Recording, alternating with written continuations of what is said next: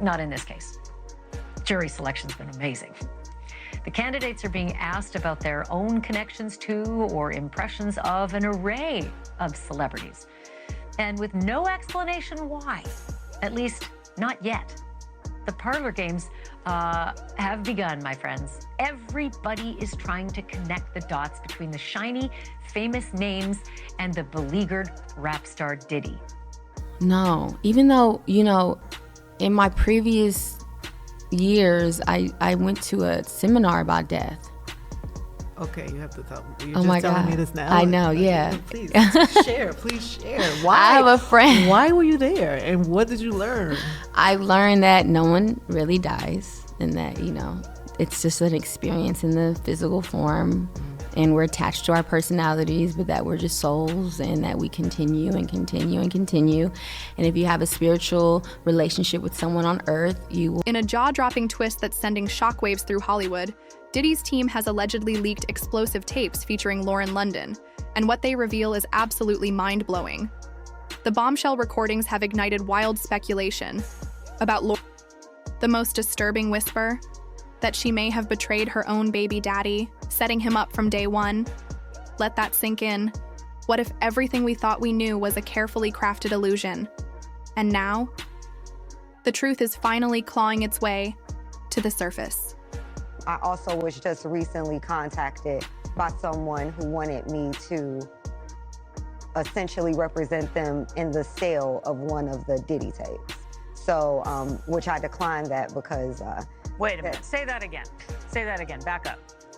You're saying that there's tapes and they're being shopped? Yes, there have been people already shopping. We've heard about the tapes, but yes. The shopping thing is... Yes, there already have been tapes leaking around Hollywood, being shopped around to individuals in Hollywood, but one particular person contacted me to shop a particular video they were in possession of, and to contact the person who was in the video to see if they were interested in purchasing the video before it became a public knowledge. I've heard this before, so like a catch and kill. Catch and kill, correct. Wow, and I guess you can't reveal the person who is on No, the I can't explain who the person was, but High profile? Mr. Combs was in the tape, and this other person is, I would venture to say, more high profile than Mr. Combs. Really? Really? And you've seen it? I've seen stills of the video. Okay. So you can verify that it exists, that it's real, that the other person in the video is very visible. If you've been following the undercurrents of Hollywood gossip, you've likely caught wind of these infamous recordings circulating among the elite. But these aren't your typical celebrity party videos. We're talking about damning evidence of shadowy dealings, illegal activities, and explicit encounters that would make even the most unshockable insiders gasp in disbelief. Industry veterans like Jaguar Wright and Gan Deal haven't been subtle about these recordings. They've been sounding alarm bells for years, warning that when, not if, these tapes surface, careers will crumble overnight and reputations will be shattered beyond repair. He did a recent interview with US Weekly saying that the reason why rappers are quiet about, Diddy's situation is because they've been to his parties and they don't know what got caught on tape. Bruh, those people who was caught at Diddy party did not know that he had 250 tape recorders in that house. That's a big house. But he had 250 tape recorders in that house that they took, that the feds found. So now with them finding all that and you being at a Diddy party, you know you may have done something that was caught on one of those tapes. You just better pray to God that they don't recognize you. Those people who know that they did something, no, they're not going to speak out. They're not going to say nothing. What part of the game is that? They are not going to come forward and tell on themselves. With Diddy's high-profile trial now in full swing, the floodgates have burst open. A tsunami of allegations is drowning more celebrities by the day, connecting them to his alleged criminal enterprise, underground freak culture, and deeply disturbing business practices. Here's what's particularly telling. While most celebrities aren't denying their presence at Diddy's infamous gatherings, they're desperately distancing themselves from what they're calling the after parties, where insiders claim the truly horrifying activities took place. Ask yourself, would you keep returning to somewhere truly sinister unless you were complicit in some way? And whose name shockingly appeared during the very first day of trial proceedings? Lauren London. During jury selection, potential jurors were specifically questioned about their familiarity with a select group of A-list celebrities, Kanye West, Cassie, Lauren London among them. The burning question now, why was she named? What connection could possibly link her to these allegations? Let's dive deeper into this disturbing rabbit hole. Street sources aren't suggesting Nipsey's death was random violence. They're pointing to a meticulously planned execution, a power move from the shadows. Nipsey wasn't just another rising star. He was becoming a genuine threat to the establishment. He refused to play by the unspoken rules of the industry's gatekeepers, moving with the independence of a king rather than the subservience of a pawn. To the puppet masters pulling strings from the top, that kind of autonomy represents danger. The timing is impossible to ignore. Immediately following Diddy's arrest, allegations erupted claiming he may have Wisdom has consistently maintained he was merely the triggerman, a disposable pawn in a much larger, more sinister chess game, orchestrated by someone with real power. That's where Diddy's name keeps surfacing. Jaguar Wright has been relentless in her assertions that Diddy allegedly knew far more than he let on. But the most chilling twist?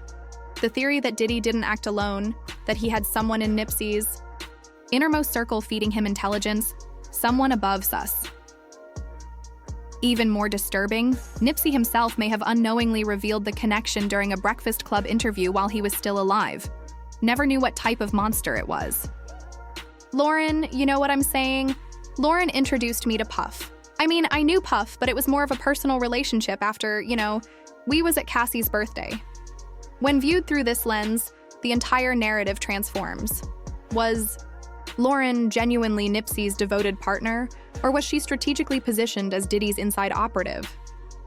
Speculation is intensifying that she may have been planted to monitor Nipsey's movements, influence his decisions, and potentially set the stage for what would follow. The streets have long whispered about Lauren and Diddy sharing an unusually intimate connection, perhaps too intimate. Some sources suggest she may have been one of Diddy's yacht girls, similar to allegations surrounding Young Miami. This could explain why she's been summoned by the court. Resurfaced photographs have begun circulating showing Lauren and Diddy appearing unusually comfortable together, with Nipsey notably positioned like an afterthought in the background. But it's what happened after Nipsey's death that truly raised suspicions. In a revealing interview with Angie Martinez, Lauren disclosed that it was Diddy who helped her process her grief. She quoted something he allegedly told her that has left. Many deeply disturbed Puff told her, "Look, boo, you have shown everybody what it looks like to hold a man down and to love him. Now show them what it looks like when it all crumbles. That's your responsibility." Pause and consider the intimacy such a statement suggests. This isn't casual consolation. It indicates a deeper, more complex relationship. Even more telling, Lauren mentioned Diddy called her boo, a term of endearment Nipsey himself used for her. Why would Diddy appropriate such a personal nickname unless their relationship crossed boundaries? Perhaps most chilling of all. During that same interview, Lauren revealed something that defies coincidence. She had attended a death seminar focused on grief processing. Nobody prepares you for that. No. Even though, in my previous years, I went to a seminar about death. Okay, you have to tell me. You're Oh just my telling God. me this now. I know, yeah. Please share. Why? I have a friend. Why were you there? And what did you learn? I learned that no one really dies, and that, it's just an experience in the physical form, and we're attached to our personalities, but that we're just souls, and that we continue and continue and continue. And if you have a spiritual relationship with someone on earth, you will have one with them when you leave earth. So I did this 2-day seminar on death. So And this was how long ago? I had to be 25. What sent you there? Do you find that weird though? I'm weird. No, it's not weird that you would go. It's almost like you were preparing yourself for what you would have to Well, deal I told with. you I didn't have such a connection to earth. at a young age. I know, but you don't find that as like you were preparing yourself for what you were going to have to deal with. But that we're all going to have to deal with. Well, I told you I didn't have connection to Earth at a young age. I know, but you don't find that as like you were preparing yourself for what you were going to have to deal with? Well, that we're all going to have to deal with. The parallel is undeniable to how Diddy allegedly purchased an entire gold coffin for Kim Porter months before her unexpected passing. When examining how Diddy infiltrated Nipsey's world, a disturbing pattern emerges. Nipsey had been fiercely independent, navigating the industry without traditional connections. Lauren, however, possessed those ties and access. After she introduced him to Diddy, suddenly the music mogul became deeply involved in Nipsey's career trajectory, most notably with Victory Lap, Nipsey's breakthrough album. Blessing now appears in a more sinister light. According to Gandil, Diddy's former bodyguard, Nipsey made what may have been a fatal request. He asked Diddy to help shape Victory Lap to evoke the same energy and legacy as Biggie's Life After Death. Let that sink in for a moment. The music that he was putting out, that I could say, based on conversations that I heard him speak, that the man was spiritually connected. He was a child of God. He had gotten in front of Puffy one time, and he told Puff that he was putting out this music, and I guess Puff was helping him in some kind of way, and he said something. And that what he said was, I need my music and my albums to have the same feel of that life after death, like Biggie's album. Now, you taking a spiritual person who's asking for something. He said, I wanted that same feel as life after death. That same feel was that Biggie got murdered and he went on to sell about 10 million albums or 10 million copies. I was saying, you gotta watch what you say to demons. Many industry insiders have long whispered about the dark patterns surrounding certain hip-hop tragedies. The connections between powerful executives and sudden deaths of outspoken artists have fueled conspiracy theories for decades. Now, with these new revelations, those theories seem increasingly plausible to many observers. According to Gandil, this request may have been Nipsey's most catastrophic mistake. Once Diddy became involved, his influence penetrated deeply. Witnesses report Nipsey suddenly spending more time at Diddy's mansion than in his studio.